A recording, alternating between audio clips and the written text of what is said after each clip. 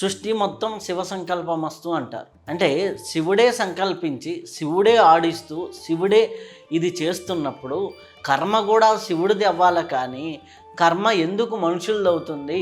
మానవులకు మాత్రమే కర్మఫలం ఉన్నదా? మిగిలిన 84 లక్షల జీవరాశులకు లేవా?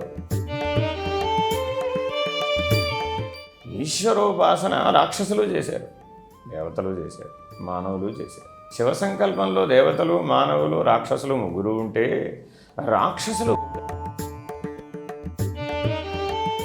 జనన మరణాలు, ఆకలి దప్పికలు, శోకమోహాలు, షడూర్ములు, ఈ 6 చేత బాధించబడుతున్నాడు మానవుడు. ఆత్మజ్ఞానం లభించాలి అంటే 5 లక్షణాలు ఉన్నాయి. ఏమిటవి?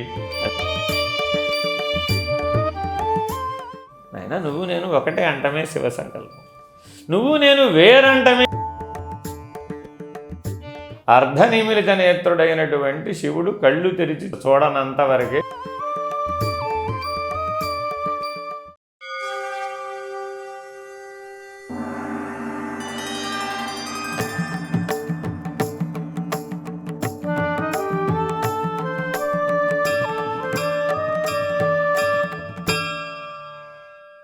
ఓం శ్రీ గురుభ్యో నమః. నిరవి టీవీ ప్రేక్షకులందరికీ నమస్కారం. మనం ఎందరో మహానుభావులతో సజ్జన సాంగత్యం చేస్తూ ఉంటాం. ఈరోజు మన అదృష్టం శ్రీ విద్యాసాగర్ గురూజీ గారు ఉన్నారు.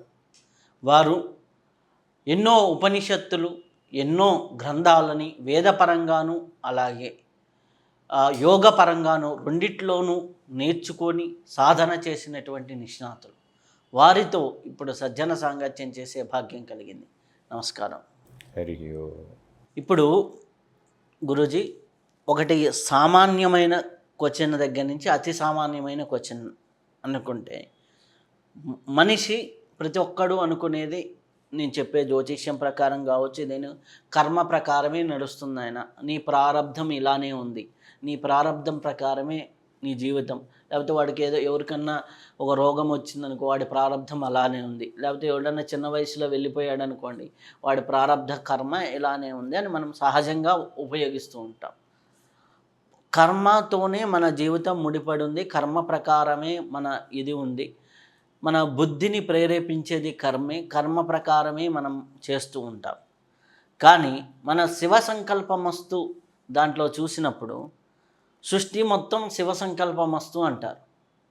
అంటే శివుడే సంకల్పించి శివుడే ఆడిస్తూ శివుడే ఇది చేస్తున్నప్పుడు, శివ సంకల్పంలో మనం భాగమైనప్పుడు, ఈ సృష్టి కార్యాచరణ మొత్తం కూడా ఆ శివ సంకల్పంలో భాగమైనప్పుడు కర్మ కూడా శివుడిది అవ్వాలి, కానీ కర్మ ఎందుకు మనుషులది అవుతుంది? ఒకడు తక్కువ, ఒకడు ఎక్కువ, ఒకడికి వైషమ్యాలు, ఇప్పుడు దేశకాల మాన పరిస్థితుల్లో గొడవలు, ఇది అది ఇన్ని ఎందుకు? అసలు శివ సంకల్పం వస్తూ అన్నప్పుడు ఇవన్నీ వ్యక్తిగత కర్మలు, వ్యక్తిగతమైనవి ఎక్కడి నుంచి వచ్చినాయి? వ్యక్తిగత ప్రళయాలు, వ్యక్తిగత ఇవన్నీ ఎక్కడి నుంచి వచ్చినాయి? ఒక చోట వరదలు, ఒక తర అతివృష్టి, అనావృష్టి, అతివృష్టిలో కొంతమంది ఇబ్బంది పడటం, కొంతమంది లాభపడటం, కొంతమంది ఇది ఉన్నప్పుడు ఇదంతా శివ సంకల్పం అయినప్పుడు వ్యక్తిగత కర్మ ఎందుకు? వ్యక్తిగత భోగాలు ఎందుకు? వ్యక్తిగత వైరాగ్యాలు ఎందుకు? వ్యక్తిగతం ఎందుకు? ఒకడికి వైరాగ్యం ఎందుకు? ఒకడికి సన్యాసం ఎందుకు? ఒకడికి వైభోగం ఎందుకు? ఒకటి రాజభోగాలు ఎందుకు?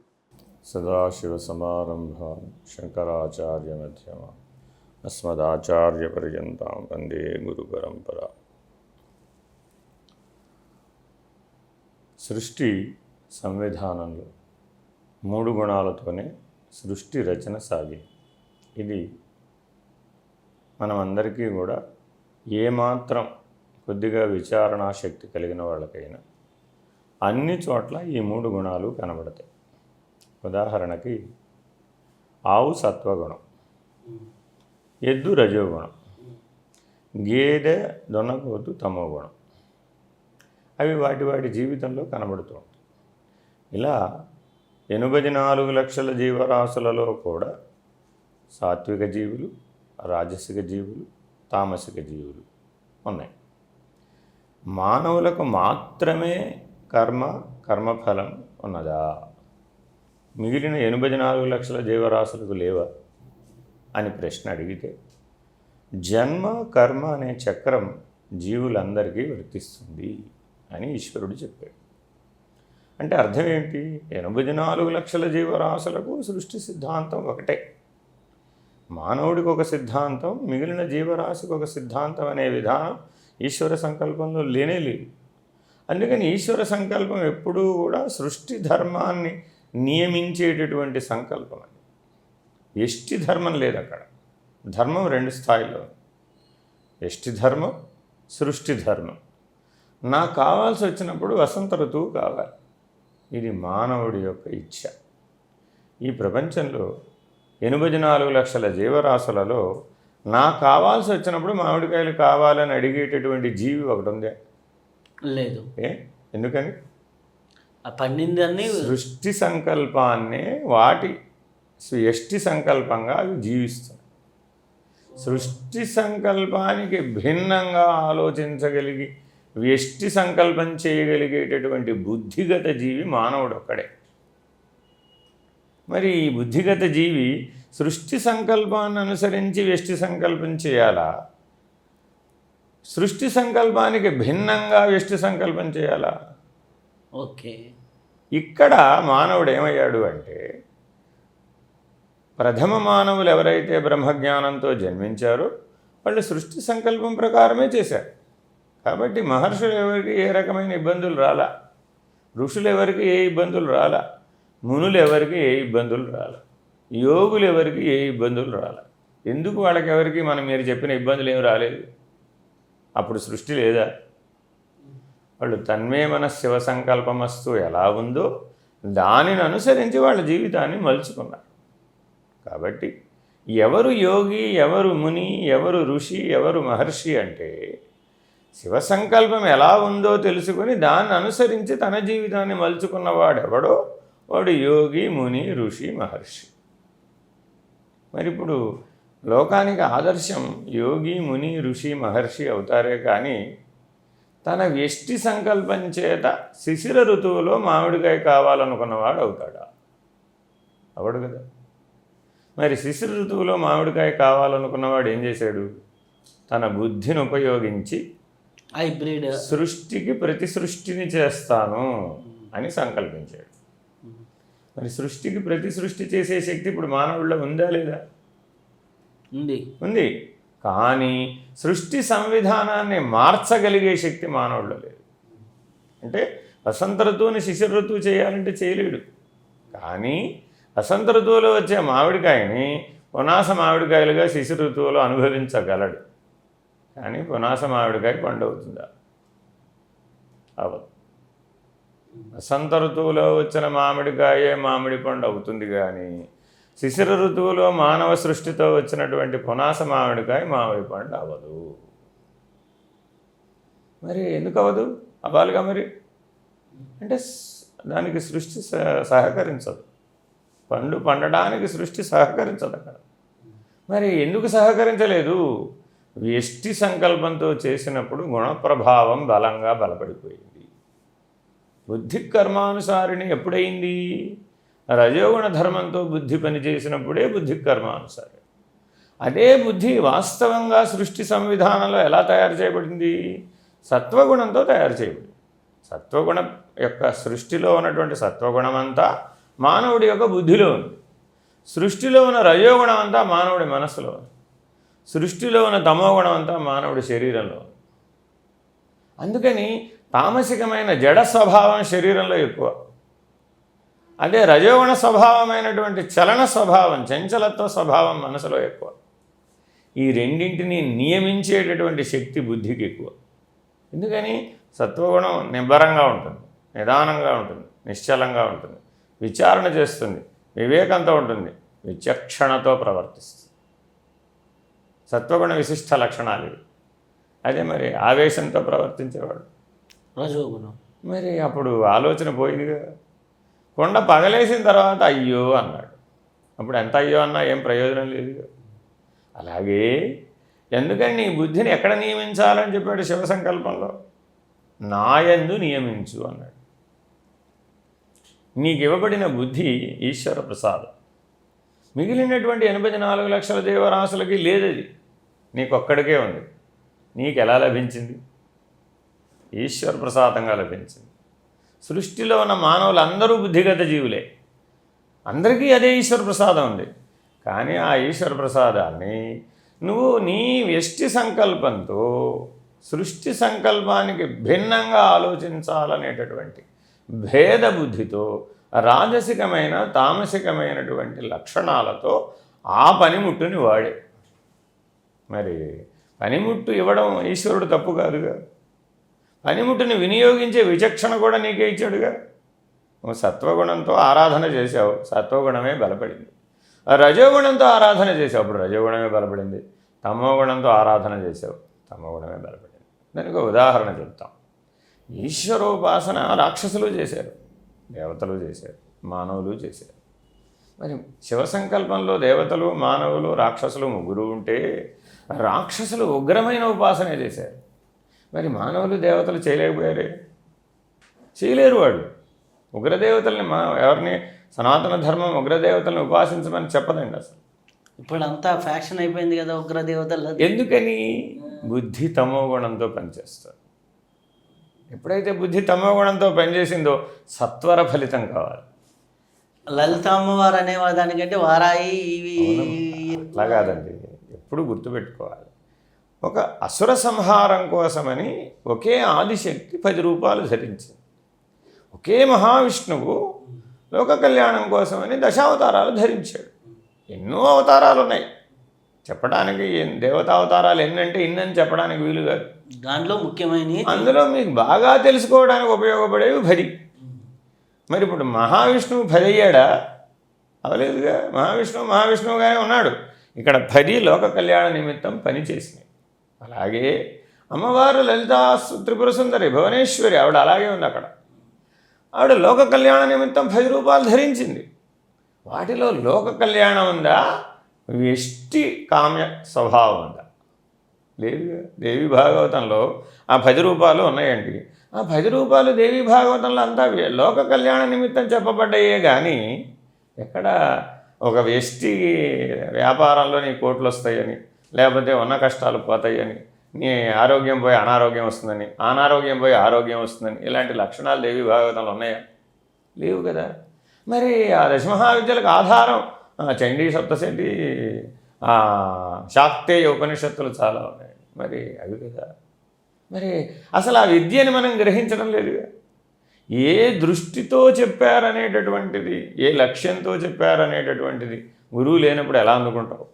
అందుకోలేవుగా. కాబట్టి ప్రతిదానిని మనం ఏం చేసాం ఇప్పుడు? సత్వర ఫలితం.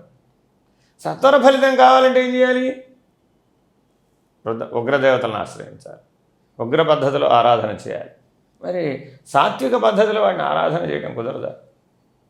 చేయొచ్చు కదా. మహర్షులు సాత్విక ఆరాధనే చేశారుగా. అసలు ఆ దేవతల్ని, ఆ రూపాలని, ఆ మంత్రాలని సృష్టించింది ఎవరు? మంత్రద్రష్టలైనటువంటి మహర్షులు. మరి వాళ్ళే ఉగ్ర ఆరాధనలు చేసిన సందర్భాలు లేవే? చూపెట్టండి ఇప్పుడు ఎక్కడైనా ఫలానా మహర్షి ఫలానా ఉగ్రదేవతను ఈ రకంగా ఆరాధన చేశాడు అని అక్కడ లేదే. అంటే ఏమైంది? మధ్యకాలాలలో మహర్షులు కనుమరుగైపోయినటువంటి కాలాలలో కేవలం మానవులు, దానవులు మాత్రమే ప్రభావితంగా ఉన్న కాలాలలో, దేవతలు కనుమరుగైపోయిన కాలంలో, అలాంటి కాలం ఉండదు ఆ సృష్టిలో? ఉంటుంది. అదేగా కలికాలం. మరి ఇప్పుడు ఇక్కడ మనకి మానవులు కనపడుతున్నారా, దానవులు కనపడుతున్నారా అంటే మానవులు దానవులు ఒకటిలోనే కనపడుతున్నారు. మరి దేవతలు ఏమైపోయారు? పూర్వం ప్రతి ఇంటికి ఒక గురువు గారు ఉండేవారు, ప్రతి ఇంటికి ఉండేవారండి. హిందూ ధర్మం నశించదని మనం చెప్తూ ఉంటామండి. వేద ధర్మం నశించదండి, ఎప్పటికీ నశించదు. ఎలా నశించదు? ప్రతి ఇల్లు దేవాలయం. వేదం నేర్చుకున్నటువంటి ప్రతి వ్యక్తి యొక్క దేహం దేవాలయం. ఎలా నశిస్తున్నది? అసలు నశించదు. అతనిలో వేదం ప్రభవిస్తున్నంత వరకు ఆ దేవాలయం నశించదు. మరి 100 ఏళ్ల వృద్ధుడు కూడా మీరు పక్కన వేదం చెబుతూ ఉంటే ఆయనలో వేదం ప్రభవిస్తుంది. మరి ఆ దేవాలయం ఎట్లా పోతుంది? అలాంటి దేవాలయాలు భారతదేశంలో ఎన్ని ఉన్నాయి? వేదం చదువుకున్నది కోట్లాది దేవాలయాలు. ఎలా నశింపజేస్తావు? అంటే ఒక ప్రార్థనా మందిరాన్ని తీసివేస్తే పోయే మతం ధర్మం కాదు. ఇది ప్రతి మనిషి దేవాలయం, దేహమే దేవాలయం అని చెప్పి గొప్ప సంస్కృతి. మరి తన్మే మన శివ సంకల్పమస్తు అంటే అర్థం ఇది కదా. మరి ఈ దృష్టితో కదా మనం చూడాలి. అప్పుడు అసలు మీరు చెప్పినటువంటి అసలు ఆ ప్రశ్నలే లేవు కదా. ఆ ప్రశ్నలు వస్తున్నాయంటే అర్థం ఏంటి? మనం సరిగ్గా శివ సంకల్పాన్ని అర్థం చేసుకోలేదు, సరిగ్గా శివతత్వాన్ని అర్థం చేసుకోలేదు, శివజ్ఞానం కోసం జీవించటం లేదు. మనం ఏ జ్ఞానం కోసం జీవిస్తున్నాం? ఇప్పుడు బుద్ధి కర్మానుసారిణి అన్నాం, అప్పుడు ఏమైపోయింది? ఇప్పుడు ప్రపంచమే కనపడింది కానీ పరమాత్మ కనపడలేదు. మరి ప్రపంచం పరమాత్మ వేరు వేరు స్థానాల్లో ఉన్నాయి అని శివ సంకల్పం చెప్పిందా? చెప్పలేదు. అష్టమూర్తులుగా నేనే ఉన్నానన్నాడు. ఈ సృష్టి మొత్తం నేను అష్టమూర్తులుగా వ్యాపించి ఉన్నాను అని చెప్తుంది శివ సంకల్పం. అసలు నువ్వెక్కడున్నావు? బుద్ధి కర్మానుసారిణి అవ్వడానికి నువ్వెక్కడున్నావు? అసలు నువ్వు లేవు కదా. నువ్వు లేవు, ఉన్నది శివుడే, సృష్టి అంతా ఉన్నది శివుడే అని చెప్పేది శివ సంకల్పం. మరి నేనున్నానని ఎట్లా చెప్పావు? నేనున్నాను, నాకో ఇచ్ఛ ఉన్నది, నాకో కర్మ ఉన్నది, నాకో ఫలం ఉన్నది, నేను శివుడి కంటే భేదం, వేరే అని నేను ఎవరు అనుకోమన్నారు? అన్నపూర్ణోపనిషత్తులో ఋభు మహర్షి నిదాఘుడికి పంచభ్రమ నివృత్తి అనే దాంతో ఉపదేశాన్ని ప్రారంభిస్తారు. అందులో మొట్టమొదటి భ్రమ జీవేశ్వరో భిన్న ప్రథమ భ్రమ అని ప్రారంభిస్తాడు. పంచభ్రమలు అంతే. వేదాంతం అంతా ఐదు వాక్యాల్లో ఉందంతే. ఈ 5 తెలిసి ఆ 5 పరిష్కారాలు తెలిస్తే అసలు ఇంకేం తెలియక్కర్లేదు. మీరు చెప్పిన వశిష్ఠ గీత, ఋభుగీత, గురుగీత, అష్టావక్ర గీత ఇవేం చదవక్కర్లే, భగవద్గీత కూడా చదవక్కర్లే. ఏమిటి 5 భ్రమలు ఏంటి? ఆ పంచభ్రమలు అంటారు వాటిని. మొదటిది ఏమిటి? జీవేశ్వరో భిన్న, దాంతో మొదలైంది మన భ్రమ. ఎక్కడ పోయింది? మనం శివ సంకల్పమే నా సంకల్పము అని నువ్వు జీవించాలి. కానీ నువ్వు ఎలా జీవించావు? నా ఇచ్ఛను నెరవేర్చుకోవడం కోసం నేను పుడుతున్నాను, నా సంకల్పం వేరే. నీ సంకల్పం శివ సంకల్పం కంటే భిన్నం ఎలా అవుతుంది? అసలు సృష్టి అంతా శివుడే వ్యాపించి ఉన్నాడనే జ్ఞానం మరుగైతే తప్ప నేను వేరని అనలేవుగా. కాబట్టి మరి ఈ భేదభ్రమ ఎక్కడి నుంచి పుట్టింది? భేదభ్రమలో నుంచి జీవుడు పుట్టాడా? ఏకత్వంలోంచి జీవుడు పుట్టాడా? భేదంలోంచి పుట్టాడు. భేదం అనేదే లేకపోతే ఉన్నది శివుడే, ఉన్నది బ్రహ్మమే, ఉన్నది ఆత్మే. భేదం అనే లక్షణం నీలో ఉండబట్టి బుద్ధి కర్మానుసారిణి. తప్పు బుద్ధిదా నీదే? నాది. మరి మనం దోషం ఎవరికేసాం? నా మనసు నా మాట వింటలేదు, నా బుద్ధి నా మాట వింటలేదు అంటూ ఆ వినకుండా చేసిన వాడు శివుడు అంటున్నావు. తప్పు కదా. నీవు దోషం పెట్టుకుని ఆ దోషాన్ని ఈశ్వరుడికి వేయడం ఎలా కుదురుతుంది? ఈశ్వరుడికి భేదం లేదుగా. ఈశ్వరుడికి భేదం ఉందని నిరూపించి చూద్దాం. నిరూపించలేవుగా. దేవాలయానికి ఎవరు వెళ్ళినా ఆ దైవాన్ని చూడవలసిందే.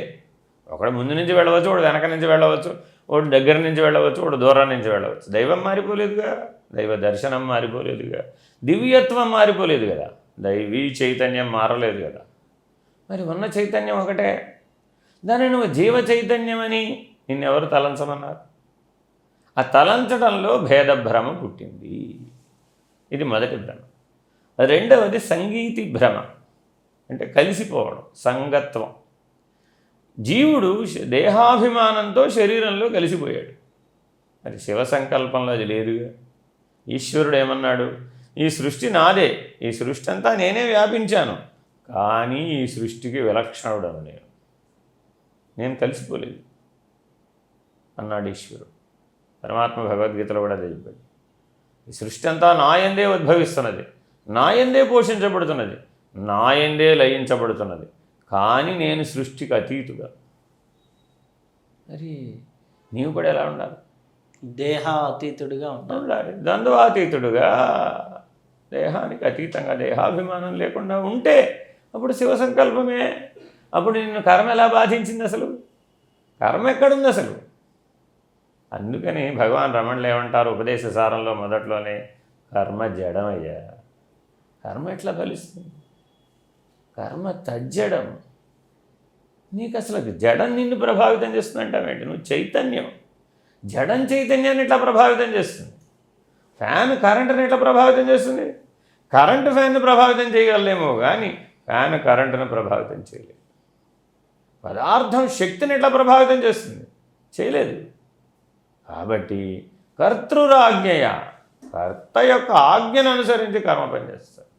కాబట్టి వివేకం కర్తకు ఉండాలా, కర్మకు ఉండాలి? కర్తకు కదా ఉండాలి. ఆ వివేకం ఉంటే నువ్వు ఈశ్వరుడివి కదా, ఆ విజ్ఞానం ఉంటే నువ్వు ఈశ్వరుడివి కదా. ఆ బుద్ధే ఆత్మస్థితిలో పనిచేసినప్పుడు అది బుద్ధి అనబడదు కదా, అది ప్రజ్ఞ కదా, అది చైతన్యం కదా, అది బ్రహ్మము కదా, అది ఆత్మ కదా, అది పరమాత్మ కదా. బుద్ధి అంటే ఏమిటి? బుద్ధి ఎప్పుడైంది? సత్వగుణానికి వస్తే. రజోగుణానికి వస్తే అదే బుద్ధి కర్మ అయింది. అదే తమగుణానికి వస్తే అదే శరీరం అయింది. ఒక్క బుద్ధే. మరి బుద్ధిని శివ సంకల్పానుసారం ఉంచిన వాడికి ముని అయ్యాడు, యోగి అయ్యాడు, ఋషి అయ్యాడు, మహర్షి అయ్యాడు. మరి వాడిని ఏం చేయలేదే. మన ఇదే భూమి మీద అలాంటి మనుషులు ఉన్నారు, ఇలాంటి మనుషులు ఉన్నారు. రాముడు ఈశ్వరారాధన చేశాడు రామేశ్వరంలో, చేయలేదా? గొప్ప సాత్విక ఆరాధన. కృష్ణుడు ద్వారకలో ద్వారకాధీశ్వరుడు సోమనాథులో, మరి ఆయన ఈశ్వరారాధన చేశాడు. రామకృష్ణులు మనకు ఆదర్శం అనుకుంటే వాళ్ళు ఈశ్వరారాధన చేశారు. రాక్షసులు కూడా ఈశ్వరారాధన చేశారు. మరి ఎలా చేశారు? ఆరాధనలో భేదం లేదు. ఎంత భేదం ఉంది? ఇంద్రజిత్తు రామలక్ష్మణులను జయించలేక రాత్రిపూట అభిచార హోమం చేస్తాడు. అభిచార హోమం అంటే ఇంద్రియాలను ఖండించి ఆహుతి వేయాలి, దాన్ని అభిచార హోమం అంటారు. అలా చేస్తే రామలక్ష్మణులను గెలవగలిగేటటువంటి విశేషమైన పిశాచాలతో కూడిన రథం ప్రత్యక్షం అవుతుంది. ఆ రథం రావాలంటే అభిచార హోమం చేయాలి. మరి ఇప్పుడు ఇంద్రజిత్ ఆ అభిచార హోమానికి పూనుకున్నాడు. మరి ఏం చేయాలి రామలక్ష్మణులు? అది మానవులు. మరి దాన్ని ఆపాలంటే మానవుల వల్ల కాదు, అది దేవతల వల్లే అవుతుంది, వేరే వాళ్ళ వల్ల కాదు. మరి ఇప్పుడు ఏం చేయాలి? దేవతారాధన చేయాలి. మరి ఎట్లా చేస్తారు? మరి వాళ్ళు చేసినట్టు వీళ్ళు చేయలేరు కదా. అందుకని వాళ్ళు ఈశ్వరారాధన చేసి ఈశ్వరుణ్ణి అడిగితే ఈశ్వరాంశ సంభూతుడైనటువంటి హనుమంతుడు ఆ పనికి పూనుకున్నాడు. పూనుకొని లక్ష్మణుణ్ణి పట్టుకెళ్ళాడు. ఎందుకని రాముని పట్టుకెళ్ళలేదు? నువ్వు ఈశ్వరారాధన చేయవయ్యా బాబు, నువ్వు ఆ పనిలో ఉండు, మేము చూసుకొస్తాం ఆ పనిలో అని లక్ష్మణుని పట్టుకెళ్ళాడు. పట్టుకెళ్ళి లక్ష్మణుడికి చెప్పాడు, నువ్వు అతన్ని ద్వంద్వ యుద్ధానికి పిలువు, అతను హోమం ఆపి యుద్ధానికి వస్తాడు. ఆ పీఠం నుంచి కదిలి యువతలకు వస్తే అది భగ్నం అయిపోతుంది.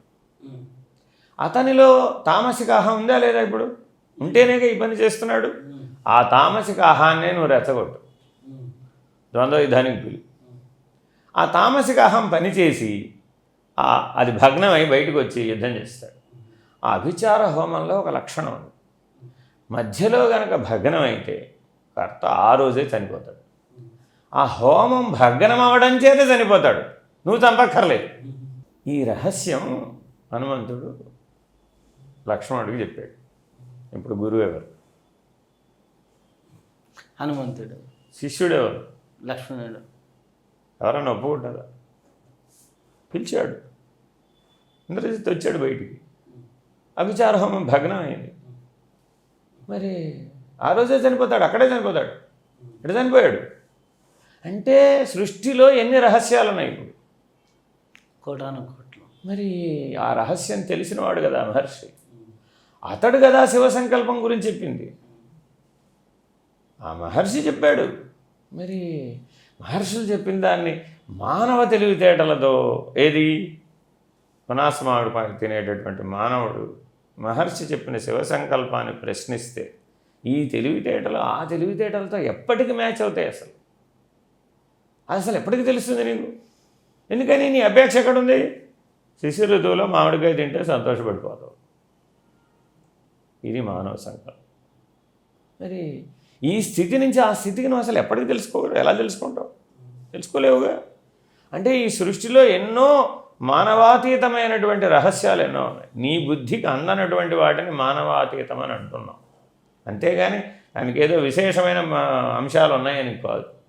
అంటే ఈ బుద్ధిని ఆ స్థాయికి కనుక తీసుకెళ్ళగలిగితే అప్పుడు నీకు అది బోధపడుతుంది. మహర్షులు కూడా మానవ శరీరం ధరించిన వాళ్ళేగా, వేరే శరీరంలో రాలా. మరి వాళ్ళకి ఎలా తోచింది? వాళ్ళు బుద్ధిని ఆ స్థాయికి తీసుకెళ్ళగలిగారు. కాబట్టి వేద విద్య యొక్క ప్రభావం ఏమిటయ్యా? బుద్ధి ప్రచోదయాత్ అంటున్నావుగా. మరి ఎక్కడికి ప్రచోదయాత్? ఆదిత్య స్థితికి ప్రచోదయాత్. మళ్ళీ మామూలుగా కాదండి, భర్గోదేవస్య ధీమహి. నీ బుద్ధి ఎక్కడ పనిచేయాలి? ఆదిత్యుని స్థితిలో పనిచేయాలి. ఆదిత్యుడు సృష్టికి ఆధారం కదా. ఆదిత్యుడు ఏకాదశ రుద్రుల్లో ఒకడు కదా. ఈశానుడనే రుద్రుడే ఆదిత్యుడు. మరి ఆయనకి అన్ని నమస్కారాలు. ఏ దేవాలయంలో ఆరాధన చేయబడినా ఆ ఆరాధన భర్గుడికి చెందుతుంది, సూర్యుడికి చెందుతుంది. అందుకని సూర్యోపాసన మానవుడు చేయమన్నాం. మహర్షులందరూ సూర్యోపాసన చేశారు, చేసి చెప్పారు, నాయన నువ్వు తరించాలంటే సూర్యోపాసన చేయమని. దానికి ఏం అక్కర్లేదు, ఒక నమస్కారం, ఓ దోసెడు నీళ్లు, అంతే. నీకేం అక్కర్లేదు, నీకేం మంత్రాలు తెలియక్కర్లేదు. చూడండి ఎంత సులభమో. ఇంతకంటే సులభమైన మార్గం ఏమిటి? లేనే లేదు అసలు. రోజు పొద్దునేలే, సూర్యోదయాత్ పూర్వంలే, సూర్యుడికి నమస్కారం, అంతే. శిరస్సు వంచి భక్తి శ్రద్ధలతో నమస్కారం చేయి, అదే ఉపాసన. చేతనైంది, ఒక దోసెడు నీళ్లు ఈశ్వరుడు ఆ సూర్యుడు కనిపించు. ఏమిటండి ఆ దోసెడు నీళ్లు? నీ బుద్ధి. చూసుకోండి మీరు కావాల్సి వస్తే. మీ శరీరంలో నీళ్లు తగ్గిపోతే మీ బుద్ధి పనిచేయడం మానేస్తుంది. డీహైడ్రేషన్ రాగానే ఎందుకు మనిషి పడిపోయాడు? వాడి బుద్ధి పనిచేయడం మానేసింది. శాసించేటటువంటి బుద్ధి ఎప్పుడైతే పనిచేయడం మానేసిందో మిగిలిన ఇంద్రియాలన్నీ కుప్పకూలిపోయాయి. మళ్ళీ నీళ్ళు ఎక్కించాం. హాస్పిటల్కి వెళితే ఏం చేసాం? సెలైన్. మళ్ళీ ఉప్పు నీళ్ళు పంచదార నీళ్ళు ఎక్కించాం. ఏమైంది? బుద్ధి పనిచేయడం మొదలుపెట్టింది. నేను బాగున్నాను. ఇప్పుడు ఎవరు బాగున్నారు, ఎవరు బాగోలేదు? అరే ఆ ధీశక్తి పోయిందయ్యా బాబు నీకు. సమాధి, మహర్షులు అందరూ సమాధినిష్ఠులు. సమాధి, అది సమాధ, సమధియ, సమాధి. వాస్తవానికి అది సమధి అంటే అర్థం ఏంటి? ఆ ఈశ్వర సంకల్పాన్ని తెలుసుకున్నటువంటి వాడు, ఆ సృష్టి సంకల్పాన్ని అవగాహన చేసుకున్నటువంటి వాడు ఆ జ్ఞానంతో, ఆ వివేకంతో ఈ కర్మ చేస్తున్నాడు. ఈ కర్మ చేయాలన్నా ఆధిశక్తే, ఆ జ్ఞానంతో చేయాలన్నా కూడా ఆధిశక్తే. ఇప్పుడు జ్ఞానంతో కర్మ చేయడానికి కదా ఆధిశక్తి. జ్ఞానంతో కర్మ చేసిన వాడికి అనారోగ్యం వచ్చిన సందర్భం చూపెట్టండి. 100 ఏళ్ల వెనక్కి వెళ్ళండి. భారతదేశంలో ఎన్ని ఆసుపత్రులు ఉన్నాయి? లేవుగా. ఊరికి ఒక్కటే డాక్టరు, అది కూడా 10 ఊళ్ళకి ఒక డాక్టర్ ఆచార్య గారు, అది కూడా ఏమిటి? ఆయుర్వేద వైద్యం చేసిన ఆచార్య గారు, అంతేనా? ఇవాళ ప్రతి సందుకి మందుల షాపే, ప్రతి సందుకి డాక్టరే. ఆరోగ్యంగా ఉన్నామా? అడిగితే ప్రతి ఒక్కరికి ఆరోగ్య సమస్య. మన ఆనాడు ఎందుకు లేవు? ప్రతి వాళ్ళకి ఆరోగ్య వేదం వచ్చు. ఆయుర్వేదం కాదు అది, ఆరోగ్య వేదం అది. అంటే ఎలా జీవిస్తే ఆరోగ్యమో మానవులందరికీ తెలుసు భారతదేశంలో. ఎందుకని? ఉదాహరణ చెప్తాను మీకు. కంచిపీఠం ఎదురుకుండా 1936లో టీ షాప్ పెట్టారు. చంద్రశేఖర పరమాచార్య తెల్లవారుజామున 3:30కి బయటకు వస్తారు. వచ్చి చూశారు, 3:30కి టీ కొట్టు టీ కాస్తున్నాడు. కంచిలో కలి ప్రవేశించాడు అన్నారు, అంతే. అంటే అప్పటి వరకు కంచిలో హోటల్ లేదు, అమ్మేవాడు లేడు. మొదటి అమ్మకం దేంతో ప్రారంభమైంది? 3:30కి టీ పెట్టాడు. అప్పటి వరకు 3:30 కల్లా పీఠం లోపలికి వచ్చి సుప్రభాతం ఆచరించి సంధ్యావందనం పూర్తి చేసుకుని అమ్మవారికి ఆరాధన చేసి ఇదంతా పూర్తి చేసుకుని 7:30, 8ంటికి ఇంటికి వెళ్ళి అప్పుడు బాలభోగం పూర్తి చేసుకుని వాళ్ళ ఇంట్లో మళ్ళీ ఆరాధన పూర్తి చేసుకుని వాళ్ళ వ్యవహారాలు పూర్తి చేసుకుని అట్లా ఉండేది. బయట ఎక్కడా తినే రోజులు ఆ రోజుల్లో లేవు. మరి ఇప్పుడు పీఠం లోపలికి వచ్చే వాళ్ళందరూ కూడా, సుప్రభాతానికి వచ్చే వాళ్ళందరూ ముందు టీ షాప్కి వెళ్ళి టీ తాగి అప్పుడు లోపలికి వస్తున్నారు. ఆయన లోపలికి వచ్చేవాడిని అడిగారు, నాయన శుక్లాంబరధరం అయిపోయిందా? శుక్లాంబరధరం ఏమిటి? అదేనయ్యా టీ. ఆ కాఫీ టీ అయిపోతేనే కదా శుక్లాంబరధరం, లేకపోతే శుక్లాంబరధరం లేదు. మరి ఇప్పుడు దోషం ఎవరిది? మరి పరమాచార్య ఏనాడు వాళ్ళు ఎదుర్కొన్నానే టీ షాప్ పెట్టినా వెళ్ళి టీ తాగలేదు అంటే ఆయనకి మానవ శరీరం లేదా? వేరే వాళ్ళకి మాత్రమే మానవ శరీరం ఉందా? వారే బుద్ధిజీవులా? వీరు కాదా? ఎలా? కాబట్టి ఉత్తమమైన వివేకం, ఉత్తమమైన విజ్ఞానం, శివ సంకల్పాన్ని, సృష్టి సంకల్పాన్ని అర్థం చేసుకుని జీవించిన వాడి మీద కర్మ ప్రభావం లేదు. ఎందుకని? కర్త ఈశ్వరుడు. కర్త ఈశ్వరుడు అన్నవాడికి అసలు కర్మ ప్రభావం ఎలా ఉంటుంది? కర్మకు అతీతుడు, సృష్టికి అతీతుడు, జనన మరణాలకు అతీతుడు. మరి వీడో జనన మరణాలు, ఆకలి దప్పికలు, శోకమోహాలు, షడూర్ములు, ఈ 6 చేత బాధించబడుతున్నాడు మానవుడు. మరి శివ సంకల్పంతో ఉన్నవాడు బాధించబడలేదే. ఒక యోగి ఆకలి బాధ చేత మృతి చెందాడు, ఇంతవరకు వార్త చూపెట్టండి. ఎందుకు చెందలేదు? వాళ్ళు అతీతులు. మరి ఒక మహర్షి శోకమోహాల చేత బాధపడ్డాడు, చూపెట్టండి. లేదే. ఎందుకని? వాళ్ళకి 5 భ్రమలు లేవు. 5 భ్రమలు ఏంటి? ఒకసారి మళ్ళీ. ఒకటి భేద భ్రమ, రెండవది సంగీతి భ్రమ. సంగీత భ్రమ అంటే సాంగత్వం, కలిసిపోవడం, శరీరంలో కలిసిపోయావు. ఎవరు కలిసిపోమన్నారు? నేను శరీరమే నేను అనుకోవడం, దేహాభిమానానికి పొందడం. 3 విషయాలలో కలిసిపోవడం, విషయమే నేను అనుకోవడం, ప్రపంచంలో ఉన్న విషయాలు, ప్రపంచాభిమానాన్ని పొందడం. అదేనండి. ఎక్కడో న్యూస్లు చూసి ఏదైనా సరే నీ ఆసక్తి కలిగినటువంటి ప్రపంచంతో నువ్వు కలిసిపోవడం. ప్రపంచం నీకు బాహ్య వస్తువు కదా, ఎలా కలిసిపోతావయ్యా?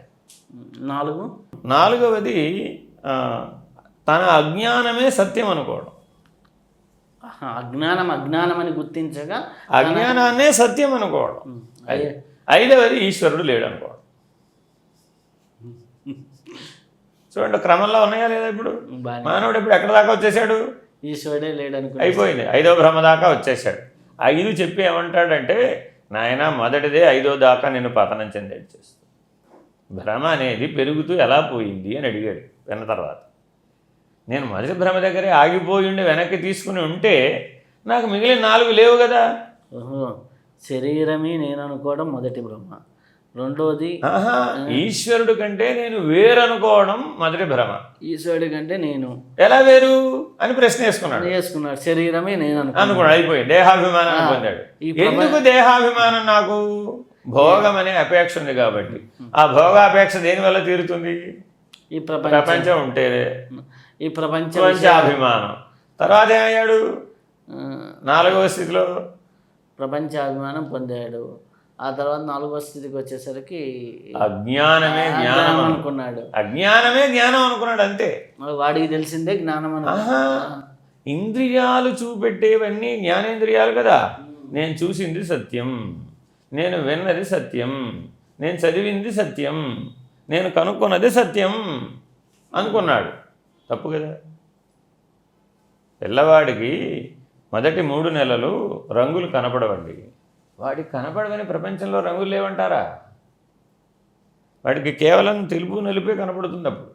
ఎందుకని? వాడి కళ్ళల్లో రాడ్స్ అండ్ కోన్స్ డెవలప్ కాలేదు ఇంకా. నిదానంగా వాడిని సూర్యుడికి చూపెట్టండి అమ్మా, ఉదయాస్తమయాలలో బయటికి తీసుకెళ్ళండి అమ్మా. తీసుకెళ్తే వాడికి 6వ నెల వచ్చేటప్పటికి రంగులు గుర్తుపడతాడమ్మా అని చెప్తాడు డాక్టర్. మరి కళ్ళలో లేవా? అవి ఉన్నాయి. కానీ సూర్యుడి యొక్క ప్రకాశం చేత అవి వికసించినాయి, వృద్ధి పొందినాయి. అప్పుడు అవే కళ్ళు ఆ రంగుల్ని గుర్తించినాయి. మరి 6వ నెలకు వచ్చేప్పటికి వాడికి రంగుల ప్రపంచం, బ్లాక్ అండ్ వైట్ ప్రపంచం కాదు. మరి ఇప్పుడు వాడి కోసం ప్రపంచం మారిందా? వాడు మారాడా? వాడి వివేకం మారిందా? వాడి దృష్టి మారిందా? 6వ నెల 9వ నెలకు వచ్చాడు.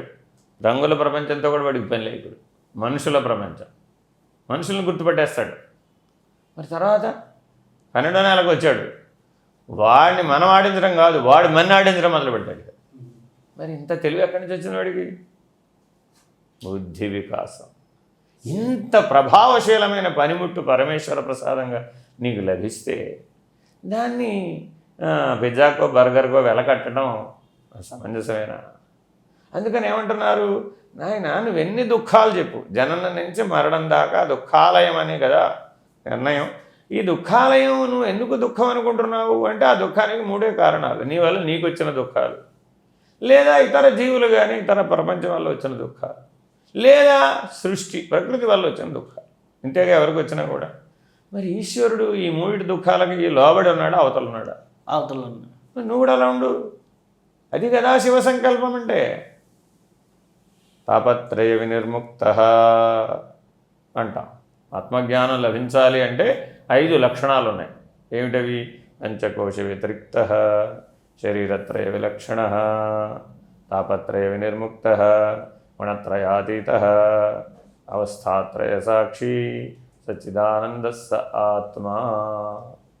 ఇది స్వానుభవంలో కలిగిన వాడెవడో వాడు ఆత్మనిష్ఠుడు, వాడు ఆత్మజ్ఞాని. వాడిని ఏం చెయ్యవు అవి. అవి లేవా ప్రపంచంలో? ఉన్నాయి, కానీ వాడిని ఏం చెయ్యవు. ఎందుకని? వాడు వాటికి అతీతుడు. మరి ఎలా అవుతాడు? బుద్ధి వల్లనే, జ్ఞానం వల్లనే, వివేకం వల్లనే, విచారణ వల్లనే. మరి దీనికి చేయాలంటే ఏం చేయమంటారండి? ఏం చేయడం ఏమిటి? విచారణ చెయ్యి, విశ్లేషించు, అనలైజ్ చేయి. నీకు అనలిటికల్ బ్రెయిన్ ఇచ్చాడుగా పరమాత్మ వరప్రసాదంగా, దాన్ని ఉపయోగించు. నేను అందరికీ చెప్తుంటానండి, మేము బాగా తెలివైన వాళ్ళం అండి, నేను పిహెచ్డీ చదువుకున్నానని ఎవరైనా వచ్చారనుకున్నది కొద్దిగా ఈ 5 చేసి పెట్టిన ఆయన. పిహెచ్డీ అంటే నీకు మ్యాక్సిమం లెవెల్ ఆఫ్ బుద్ధిశక్తి ఉంది కదా, ఆ బుద్ధిశక్తిని ఈ 5 చేయడానికి ఉపయోగించు. చేయలేడు. ఎందుకని? 5 భ్రమల వలన. 5వ భ్రమ దాకా దిగజారిపోతున్నాడు. లౌకిక జీవనంలో ఎవరైతే విశేషమైన బుద్ధిశక్తి కలిగిన వాడు ఉన్నారో వాళ్ళందరూ చూడండి ఈశ్వరుడు లేడంట.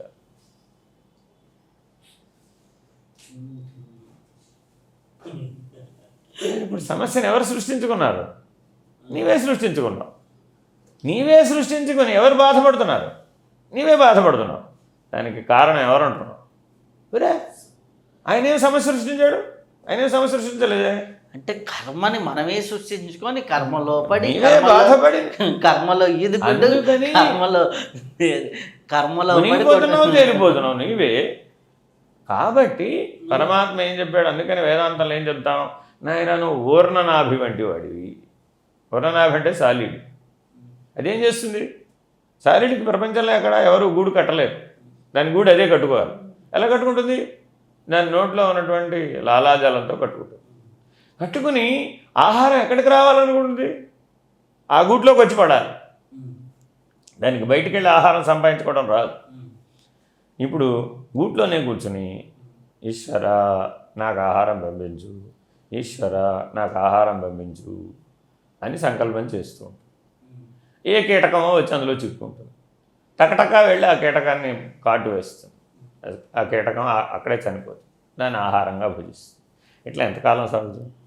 కొంతకాలం తర్వాత ఉచ్చు వల్లే చచ్చిపోతుంది. ఇప్పుడు దానికి ఈశ్వరుడేనా కారణం? ఎలా అవుతుంది? నా మరణానికి నీవే కారణం ఈశ్వర అని ఊర్ణనాభి ఈశ్వరుని నింద చేసింది. ఏం ప్రయోజనం? కాబట్టి ఊర్ణనాభికి ఉన్నటువంటి తెలివితేటలతో మానవుడు జీవించడం సమంజసమేనా? అంటే కర్మ ప్రభావం చేత నేను ఇలా అయ్యానన్నవాడి తెలివితేటలు ఎవరితో పోల్చామయ్యా అంటే ఆ సాలిడ్ కొన్నంత తెలివి ఉంది నీకు, అంతే, అంతకుమించి ఎక్కువ లేదు. మరి మానవ ఉపాధి లభించి ప్రయోజనం ఏమిటి నీకు? ఏం లేదే. నీకు తెలివి సాలిడ్ దగ్గర ఆగిపోయింది. ఉపాధి ఇదే, తెలివి ఎక్కడుంది? వివేకం ఎక్కడుంది? అయ్యయ్యో, ఆ వివేకంతో సృష్టి సంకల్పాన్ని, ఈశ్వర సంకల్పాన్ని ప్రశ్నించి ఏమంటున్నాడు? ఈశ్వరుడు లేడు. అయ్యా, ఏ తెలివితో చెప్పానన్నా? ఊర్ణనాభి తెలివితేటలతో చెప్తున్నావు.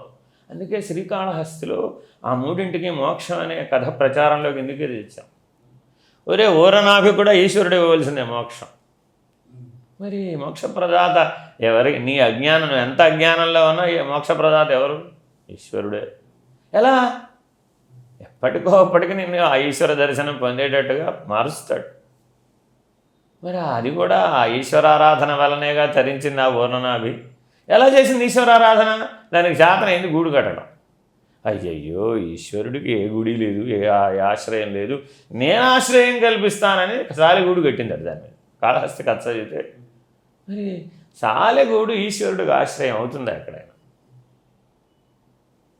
దే తెలివితేటలతో నేను ఆశ్రయం కల్పించానండి. తనకున్న తెలివితేటలు. మానవుడు కూడా గుడి కట్టాడట. ఉమ్. ఏమంటున్నాడు? శివుడికి గుడి అయ్యే ఏ తెలివితేటలు? సాలీడి తెలివితేటలతో నేను గుడి కట్టానట. గుళ్ళు కట్టే వాళ్ళందరికీ పాఠం ఉండేది. అయిపోయింది. మరి ప్రతి వాళ్ళు గొప్ప చెప్పుకున్నారు కదా. నేను 4 గుళ్ళు కట్టాను, 5 గుళ్ళు కట్టించాను అంటే అయ్యయ్యో, ఈశ్వరుడికి నువ్వు ఆశ్రయం కల్పించడం ఏమిటి అసలు? సాలీడు అనుకున్నట్టు అనుకున్నాడు కదా. ఆలోచించాను. మనందరం మన రామాలయం కట్టామని అన్నప్పుడల్లా నాకు ఇది గుర్తుకొస్తుంది. 500 సంవత్సరాలు పోరాడు రాముడి గుడి కట్టాం.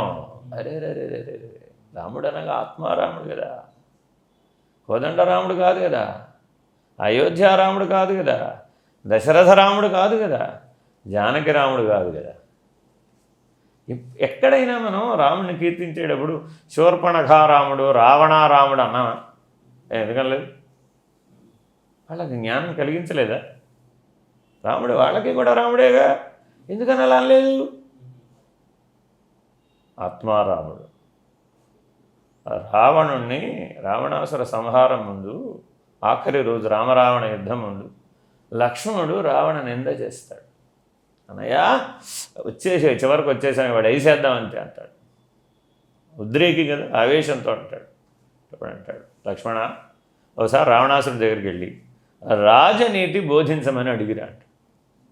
ఏంటన్నయ్య నాకు అర్థం కాదు, ఆ చివర అయోధ్య నుంచి ఈ చివర లంకకు వచ్చాం, నిన్ను మించినటువంటి వాడు ఎవడూ లేనేలేడు, నువ్వు సాక్షాత్తు పరమాత్మవి, నీకంటే బోధించగలిగిన వాడు ఎవడు అసలు? ధర్మం ఆయన దగ్గరికి వెళ్ళి రాజనీతి ధర్మం రావణాసుడి దగ్గర నేర్చుకోమంటావేమి నన్ను అంటాడు. నేను చెప్పింది చెయ్యి అంటాడు. అంతవరకు ఆ మాట అనలేదండి లక్ష్మణుడు.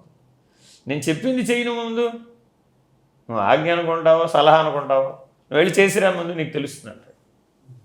వెళ్తాడు. రావణాసురుడు గొప్పగా రాజనీతి ధర్మాన్ని బోధిస్తాడు. ఎంత గొప్పగా బోధిస్తాడంటే అసలు అట్లా బోధించడం ఎవరి వల్ల కూడా కాదు.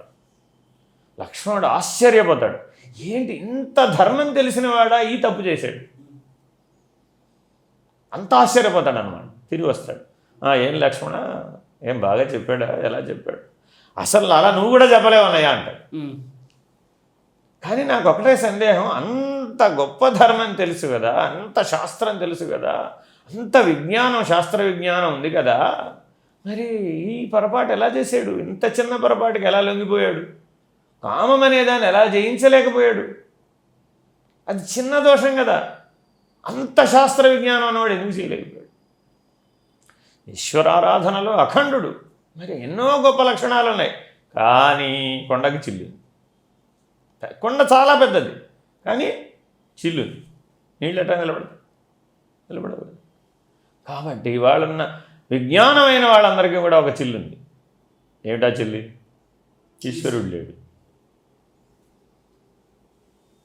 ఇప్పుడు ఎలా మార్చాలి దీన్ని? మార్చలేము. మార్చాలంటే ఏం చేయాలి? ఒక్కొక్కటి వెనక్కి వెళ్ళాలి. ఒక్కొక్కటి వెనక్కి వెళితే శివ సంకల్పం అర్థమవుతుంది. నాయనా, నువ్వు నేను ఒకటే అంటమే శివ సంకల్పం, నువ్వు నేను వేరంటమే జీవ సంకల్పం. ఇప్పుడు నువ్వు నేను వేరంటం వల్ల తగాదాలు పెరిగినాయా, నువ్వు నేను ఒకటంటం వల్ల తగాదాలు పెరిగినాయి. కాబట్టి శివ సంకల్పం అంటే ఏమిటి? నువ్వు నేను ఒక్కటేరా బాబు. అసలు ఘర్షణకి తావే లేదు. భౌతికంగా చూసుకుంటే అప్పుడు ప్రపంచమంతా ఒకటన్నారు, అంతా ఒకటన్నప్పుడు ప్రపంచం ఒకటైంది. దేశాలు వేరన్నప్పుడు రాజ్యాల మధ్య గొడవ వచ్చింది. వంశాలు ఒకటే అన్నారు, వంశాలలో వేరు అన్నప్పుడు వంశాల మధ్య గొడవ వచ్చింది.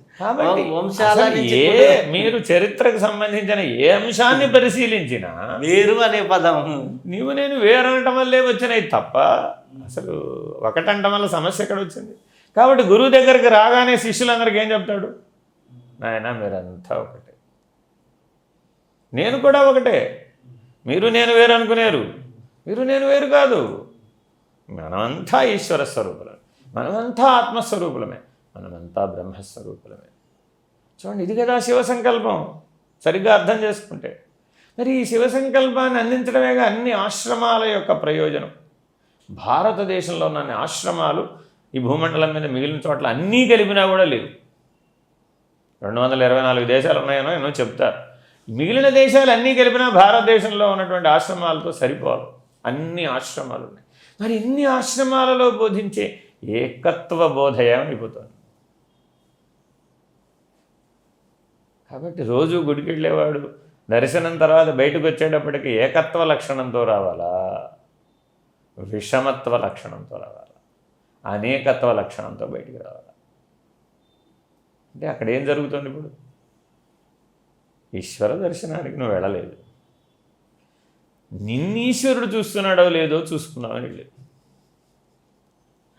నిన్నీశ్వరుడు చూడడం ఏమిటి? నువ్వు ఈశ్వరుడు చూడడానికి వెళ్ళావా? నిన్నీశ్వరుడు చూస్తున్నాడో లేదో చూడడానికి వెళ్ళావా? అదేదో ఒక ఆఫీస్కి వచ్చి వెళ్ళినప్పుడు గుడ్ మార్నింగ్ బాస్ అంటారు, అంతే కదా. అది కూడా అంతే. బాస్కి నేను వచ్చానని చెప్పడానికి అంతే కానీ ఆ ఈశ్వర దర్శనం నిమిత్తంగా వెళ్ళలేదుగా. అందుకని పరమాత్మ ఏమన్నాడు, నాయన ఈశ్వర దర్శనం నా దగ్గరకు నువ్వు రావక్కర్లేదు. ఎందుకని? అణువున వెలసిన దేవ, ప్రతి అణువులో నేనున్నా, నువ్వు చూడగలిగితే. కాబట్టి ప్రతి అణువులోనూ ఈశ్వర దర్శనం చేయగలగడం కదా శివ సంకల్పం. మరి అట్టి శివ సంకల్పం కలిగినటువంటి వాడు గుడికి ఎందుకు వెళ్ళాలి? అసలు వాడికి గుడిలోనే దేవుడు లేడుగా, ఉన్నదే దేవుడు, అసలు వాడు లేడు. మరి ఇప్పుడు అది కదా శివ సంకల్పం అంటే. మరి అప్పుడు ఈశ్వరుని కర్తని ఎలా చెప్తావు? అందుకని మన వాళ్ళందరూ అడిగారు, సృష్టికర్త ఎవరు అని. వేదం ఒక సమాధానం చెప్పింది, కర్త లేడు అని. చూడండి ఎంత గొప్పగా సమాధానం. సృష్టి ఉంది, కర్త లేడు. అదేంటండి అన్నారు. సృష్టికర్త సృష్టికి అతీతంగా ఉన్నాడు కాబట్టి కర్త కాదు. మేము సృష్టికర్త లేడని చెప్పడం లేదు, మేము కర్త లేడని చెప్తున్నాం. ఎలా? అతను సృష్టికి అతీతంగా ఉన్నాడు కాబట్టి కర్త కాదు. నీకు అర్థం కావడం కోసమని సృష్టికర్త అని చెప్తున్నాం, అంతేగాని ఆయన సృష్టికర్త కాదు. ఎందుకని? నువ్వు కర్మకు అతీతంగా కర్మ చేసిన రోజున కర్మ లేదుగా. అసలు కర్మ ఎంతవరకు ఉంది? రజోగుణ సంబంధమైన మనసు ఉన్నంతసేపే కర్మ. మరి సత్వగుణ సంబంధమైన బుద్ధి విశిష్టుడుగా జీవిస్తే ఇప్పుడు అది లేదుగా, కర్మ జడమైపోయిందిగా. అప్పుడెవరు? ఆజ్ఞాపించే ఈశ్వరుడు. మనసు లేదంటే అసలు ఇప్పుడు ప్రపంచం ఉందని ఎలా చెప్తావు? విషయం ఉందని ఎలా చెప్తావు? అభిమానం ఉందని ఎలా చెప్తావు? అహంకారం ఉందని ఎలా చెప్తావు? మమకారం ఉందని, నాదని ఎలా చెప్తావు? అన్నిటికీ ఆ మనసేగా. మరి ఇప్పుడు ఆ మనసు లేనిదని శివ సంకల్పంలో నిలబడిన వాడికి రెప్పపాటులో అర్థమైంది. రెప్పపాటే. ఇప్పుడు జ్ఞానం రావడానికి ఎంత టైం పట్టింది? శివజ్ఞానం పొందడానికి ఎంత సమయం అమ్మా అని లలితా త్రిపుర సుందరిని మహర్షులు అడిగారు. నాయన రెప్పపాటే. వెంటనే ప్రశ్న వచ్చింది మహర్షులకి, అమ్మ ఎవరి రెప్పపాటు? అర్ధనిమిలిత నేత్రుడైనటువంటి శివుడు కళ్ళు తెరిచి చూడనంతవరకే నీ అజ్ఞానం. శివుడు ఒక్కసారి కళ్ళు తెరిచి చూశాడంటే నీ అజ్ఞానం పోయి నీ శివజ్ఞానమే కలుగుతుంది. అంటే ఈశ్వరుడు కళ్ళు తెరిచి చూసేటట్లుగా నువ్వు ప్రార్థన చేయడం రావాలి, నువ్వు ఆశ్రయించడం రావాలి, ఆ శివ సంకల్పంలో నువ్వు భాగం అవ్వాలి. అప్పుడు ఈశ్వరుడు కళ్ళు తెరవడా? తెరిచాడు. అదేగా భక్త కన్నప్ప. భక్త కన్నప్పని ఎవరు అర్థం చేసుకోలేరండి. అప్పటి వరకు శివుడికి కళ్ళు ఉన్నాయా? లేవు. కళ్ళు వచ్చినాయి. ఎలా వచ్చినాయి? అజ్ఞానంలో ఉన్న కన్నప్పని కళ్ళు తెరిచి చూశాడు. మరి కన్నప్పకి జ్ఞానం రావాలంటే ఏం చేయాలి? కంటి నుంచి రక్తం స్రవిస్తున్నట్టుగా ఆయనకు మాత్రమే కనబడేటట్లుగా చేశాడు. ఎక్కడన్నా శివలింగానికి కళ్ళు రావడం, ఒక కంటి నుంచి రక్తం రావడం, వెంటనే కన్నప్ప తన కన్ను తీసి కన్ను పెట్టాలనేటటువంటి అది సంపూర్ణ త్యాగస్థితికి చేరటం. చూడండి, మరి త్యాగభావం చేత కన్నప్పకి శివజ్ఞానం కలిగింది. ఆ కథ చెప్పేది అది. ఇప్పుడు మరి మనం ఈశ్వర దర్శనానికి వెళ్ళి ఏమైనా త్యాగం చేస్తున్నాం? ఏం చేయడం లేదుగా. కొబ్బరికాయ కొట్టి నేను త్యాగం చేశాను అంటున్నాడు. అది ఎట్లాగా? ఈశ్వర దగ్గర విభూతే ప్రసాదం, అసలు మిగిలిన ప్రసాదాలు లేవు. ఈశ్వరాలయంలో విభూతి పెట్టుకుంటేనే నీకు ఎంట్రీ. బయటికి వెళ్ళేటప్పుడు కూడా శివప్రసాదం ఏమిటి? ఏమి ఇవ్వరు, విభూతే. మరి నీ కొబ్బరికాయ బయట కొట్టిరమ్మన్నావు. శివాలయంలో లోపల కొట్టే పని ఉండదండి, ఎక్కడా ఉండదు. బయట కొట్టి కొబ్బరి నీళ్ళు పట్టుకెళ్ళి పోస్తాం. అభిషేకం చేయాలని. అంతేగాని మరి మిగిలిన ప్రసాదాలు చల్లవే ఎందుకని? అది నిరాకార స్వరూపం, నిర్వికార స్వరూపం, నిరంజన స్వరూపం. ఆయనకు ఆశ్రయమే లేదు, ఆయనే ఆశ్రయం, నిరాశ్రయుడు. సంకల్పమే లేదు, నిర్వికల్పుడు. మరి ఇది కదా ఈశ్వర స్థితి, ఇది కదా శివ సంకల్పం చెప్తున్నది. మరి ఇప్పుడు అటువంటి వాడిని నువ్వు కర్త ఎలా చేస్తావు అని ప్రశ్నించారు. మరి ఈ సృష్టికర్త, ఈ ఈశ్వరుడు ఇలా ఉన్నాడు, ఈ లక్షణాలతో ఉన్నాడు.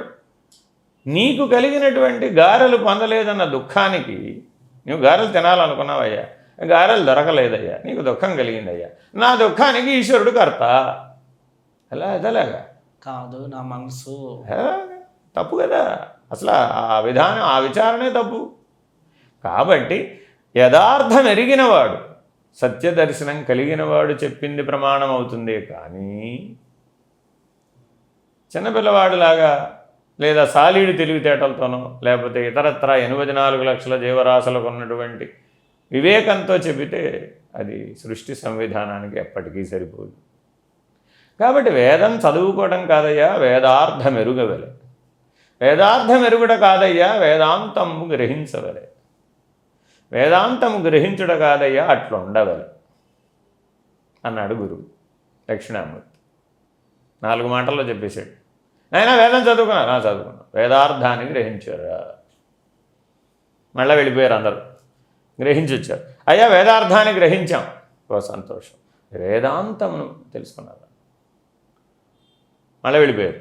ఈసారి బాగా 1116 ఉపనిషత్తులన్నీ బాగా మథనం చేసి వచ్చాం. వేదాంతం తెలిసిందా తెలియలేదా? అట్లున్నారా అన్నారు. అట్లున్నారా అంటే మౌన వ్యాఖ్య ప్రకటిత పరబ్రహ్మతత్వం. ఏ ఉపనిషత్తుకైనా లక్ష్యం పరబ్రహ్మం కదా.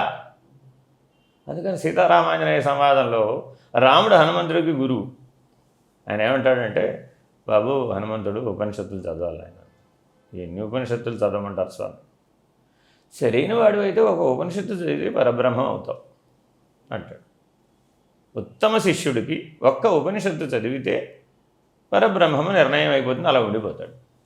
అయ్యా అలా కాకపోతే ఏం చేయమంటారు అన్నాడు. ఇంకా నేను చదవలేదు, ఒకవేళ అలా కాలేదని అనుకోండి, నేను వానరుణ్ణి కదా, కాకపోతే ఏం కనీసం 10 చదువుకొని 10 చదివితే పరబ్రహ్మ నిర్ణయం అయిపోతుంది. అందుకే దశోపనిషత్తులకే శంకర వ్యాఖ్యానం ఉన్నాయి, మొత్తం 108కి లేదు. అయ్యా ఒకవేళ నేను వానరుణ్ణి కదా, నాకంత తెలివితేటలు లేకపోతే ఏం చేయమంటారు? 108 చదువు. ఎందుకు అప్పుడు అంటాడనమాట, 108 చదివినా, ఒక్క ఉపనిషత్తు చదివినా పరబ్రహ్మమే లక్ష్యం. లక్ష్యం తెలిసి చదివితే ఒక్క ఉపనిషత్తు చాలు, నీకు పరబ్రహ్మ నిర్ణయం అవుతుంది. జిల్లేళ్ళమ్మడు అమ్మ దగ్గరికి వెళ్ళి ఇదే ప్రశ్న అడిగారు. ఆవిడ ఏం చేసిందంటే, అక్కడ ఎదురుకుండా ప్లేట్లో అన్నం, పప్పు, కూర అన్నీ పెట్టారు. ఆవిడకి ఆహారం అన్నీ కలిపేసింది. ఒక ముద్ద అన్నం చేతులు పెట్టారు. ఏంటి నాయనా ఇది అని అడిగారు. అన్నం అమ్మ, పరబ్రహ్మ అంటారు. అన్నం కాదు, పరబ్రహ్మ. వేదవాక్యం లేదా, ఉపనిషత్ వాక్యం లేదా? అన్నం పరబ్రహ్మ స్వరూపం కదా. మరి అన్నాన్ని పరబ్రహ్మంగా చూడగలిగే దృష్టి నీ దగ్గర ఉందా? ఉంటే ఈ ఒక్క ముద్ద సరిపోతుంది పొమ్మని. ఉపనిషత్తు చదవడం ఎందుకు? అంటే మహానుభావులు గొప్ప సాధన ఏం చేయలే, చిన్నదానితోనే గొప్పతనాన్ని చూశారు. ఆ దృష్టితో చేశారు. పిల్లల్ని పెంచమంది ఆవిడ. మీ పిల్లలుగా పెంచమాకండి, మీ పిల్లలు అనుకోమాకండి, వాళ్ళు ఎవరి బిడ్డలు? పరమాత్మని బిడ్డలు. మరి నువ్వెవడివి? పరమాత్మ ఆ బ్రహ్మము నుంచి వచ్చిన సృష్టి బ్రహ్మమే అయి ఉన్నది, నీకెందుకు భిన్నంగా కనబడుతోంది? ఈశ్వరుని వలన వచ్చినటువంటి సృష్టి ఈశ్వరుడే అయ్యింది, నీకెందుకు భిన్నంగా కనబడుతోంది? దృష్టి లోపం ఉంది, కానీ అక్కడ సృష్టిలో లోపం ఎక్కడుంది అసలు? సృష్టిని బట్టే దృష్టి ఉంటుందని. దృష్టిని బట్టే సృష్టి ఉంటుంది, సృష్టిని బట్టి దృష్టి ఉండదు. నేను రివర్స్ కావాలని చెప్పాను. అదేనండి, ఎందుకని ఇట్లా అనుకుంటున్నాడు? అజ్ఞానం చేత, అవివేకం చేత, భేదభావం చేత. అందుకని మాండుక్యోపనిషత్తు అంటుందండి, భేద బుద్ధియే జీవుడు, ఇంకేమి లేదు. ఆ భేద బుద్ధిని తొలగించుకుంటే ఈశ్వరుడే. అందుకే మాండూక్య అవుతారు. అంటే చాలా ఒక్కోపనిషత్తు సరిగా చదువుకుంటే. అందుకని చాలా జాగ్రత్తగా అర్థం చేసుకోవాలండి దీన్ని. అది జాగృతి స్వప్న సుషుప్తి తుర్యాతీతము అంటే మళ్ళీ జాగృతిలో స్వప్నం జాగృతిలో ఇవన్నీ అర్థమయ్యి ఆ 25 ప్యాటర్న్స్ అర్థమయ్యేసరికి వాడికి ఇక్కడ ఒక విషయం ఉంది. సరైన గురువు దగ్గరికి వెళితే మీరు 6 నెలల్లో అంతా పూర్తయిపోతుందండి. అంటే అనుభవ జ్ఞానం ఉన్న గురువు 6 నెలల్లో పూర్తి చేసి నిన్ను పరబ్రహ్మాన్ని నీకు నిర్ణయం చేసేస్తాడు అని రామకృష్ణ పరమహంస వివేకానందుడితో అంటాడు. మరి 6 నెలల్లో ఇప్పుడు మనం 6 నెలలు ఏం కాలం, చాలా కాలం అయిపోయిందిగా. ఆశ్రమాలకు వెళ్ళబట్టి గురువుని వెంబడించబట్టి ఎందుకు అవ్వలేదు? గురువులో లోపమా శిష్యుల్లో లోపమా? ఇప్పుడు సరైన గురువులో లోపం. సరైన గురువు దొరకాలి, సరైన శిష్యుడు ఉండాలి. అందుకని సరైన గురువు సరైన శిష్యుడు లభిస్తే 6 నెలలు చాలా ఎక్కువ శివజ్ఞానాన్ని పొందడానికి, బ్రహ్మజ్ఞానాన్ని పొందడానికి. శివ సంకల్పమస్తు. మన శివ సంకల్పమస్తు. ఇప్పుడు అద్భుతమైన అంటే కర్మ అనే దానికి అతీతంగా జీవిస్తూ నా బుద్ధి అనేది శివుడిదే అని భావన చేస్తూ ఈ బుద్ధి ఆ శివప్రసాదమని, అలాగే మన జీవితం శివప్రసాదమని, మన ప్రతి నడత అన్నీ కూడా శివప్రసాదమని, ఈశ్వరార్పణం ఈశ్వరార్పణమని భావంతో చేసుకున్న వాడికి ఎటువంటి కర్మ కానీ ఆ కర్మలో జీవించడం కానీ కర్మలో పడటం కానీ ఉండదు. అందుకని పరిహారం ఎక్కడ మీరు చెప్పినా ఈశ్వరారాధనే. మీరు జాతకం చెప్తారండి, ఏదో దోషం అన్నారండి, ఏం చేయమంటారు మీరు? రుద్రాభిషేకం ఈశ్వరారాధన చేయవయ్యా బాబు, శివాలయానికి వెళ్ళు, అయిపోయింది. మరి అప్పుడు మరి అంటే సర్వసాధారణమైన రెమెడీ వాటిది ఏదేంది అర్థం కాలేదనుకోండి, ఫస్ట్ అర్థమైనా అర్థం కాకపోయినా ఈశ్వరారాధనే ఉత్తమం. దాని తర్వాత నవగ్రహ జపాలు, దాని తర్వాత వారి యొక్క ప్రవర్తనలో మార్పు, జీవన విధానంలో మార్పు. అందుకని చంద్రశేఖర పరమాచార్య ఏమంటారంటే జాతకాలు చెప్పే వాళ్ళందరికీ వారు ఒక ఉదాహరణ చెప్పారండి. మీరు చెప్పేటప్పుడు నాయన పాపగ్రహాలు అంటుంటారు, అవి ఏమిటి నాయన అని అడిగారు ఒక ఆయన. ఏదో దైవజ్ఞ ఏవో పేర్లు ఉంటాయి కదా, ఆయన వచ్చారు. ఆయన శాస్త్రం ప్రకారం నాయన ఎవరిని మానవులనే పాపులు అనటం వేదం ఒప్పుకోదు కదా, మీరు గ్రహాలని పాపులని ఎలా చెప్తున్నారు? చెప్పకూడదు కదా అలాగా. వాటికి ఆ శక్తిని ఇచ్చింది ఎవరు? మరి ఈశ్వరుడు కదా. మరి ఈశ్వర శక్తిని ఎట్లా నిందిస్తావు? నిన్ను నువ్వు ఎట్లా నిందించుకుంటావు? నేను పాపినంటే నువ్వు ఈశ్వరుని నిందిస్తున్నావు, నిన్ను నిందించుకోవడం లేదు. మరి అనకూడదు కదా, అట్లా చెప్పకూడదు కదా. కాబట్టి ఎలా చెప్పమంటారు స్వామి? వాళ్ళ దోషాలు ఉంటాయి, దోషం లేని మానవుడు ఎలా ఉంటాడు? జన్మచమే కర్మచమే. కర్మను అనుసరిస్తే జన్మ వస్తుంది, అది సృష్టి ధర్మం. కానీ అతని దోషాన్ని నివర్తించడానికి ఈశ్వరారాధన చేయమంటే సరిపోతుందిగా, ఈశ్వరార్పణ బుద్ధితో జీవించమంటే సరిపోతుందిగా. ఒక మాటతో చెప్పు. వాడికి విస్తారమైనటువంటి పశ్చాత్తాప ప్రక్రియలు చెబితే వాడి జీవితం అంతా పశ్చాత్తాపంతోనే అయిపోతుంది. మరి వాడికి జ్ఞానం కలగాలంటే పూర్వతాపం కదా ఉండాలి. ముందు మేలుకుంటే పాపం చేయకుండా ఉంటాడు, కానీ పాపం చేసి పశ్చాత్తాపడితే మరి తప్పు కదా. అలా ఎంతకాలం, ఎన్ని జన్మలు? కాబట్టి జ్ఞానం పొందాలంటే పూర్వతాపం కలిగేటట్లుగా చెప్పాలి నువ్వు. అంతేగాని పరిహారం ఉంది కదా అని పాపం చేయకూడదు. చాలా సంతోషం. హరియు. ఇప్పటి వరకు అద్భుతమైన జ్ఞానాన్ని, అద్భుతమైనటువంటి విషయాన్ని మనం తెలుసుకుందాం. మరొక్కసారి మరొక్క విశేషమైన జ్ఞానంతో మళ్ళీ కలుసుకుందాం. అంతవరకు సెలవు. నమస్కారం. లోకా సమస్త సుఖినో భవంతు. శుభం భూయాత్.